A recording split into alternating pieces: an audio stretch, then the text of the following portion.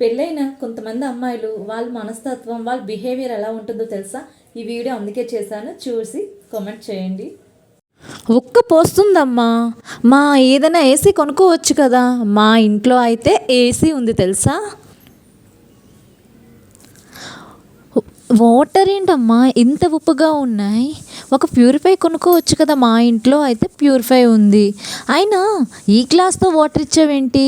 మా ఇంట్లో అన్ని పింగాణి గ్లాసెసే ఉన్నాయి. అయ్యి మార్చమ్మా, ఈ వస్తువులన్నీ మార్చమ్మా. నువ్వు ఎప్పుడు మార్చుతావు? ఫ్రిడ్జ్లో ఏమున్నాయో చూద్దాం. ఏంటి ఫ్రూట్స్ ఏమీ లేవు? ఏంటమ్మా ఫ్రిడ్జ్లో ఫ్రూట్స్ ఏమీ లేవు, అన్ని కూరగాయలు ఆకుకూరలే ఉన్నాయి. మా ఇంట్లో అయితే అన్ని ఫ్రూట్స్ ఉంటాయి తెలుసా. ఏం కూర చేసావు? దొండకాయ కూర పప్పు.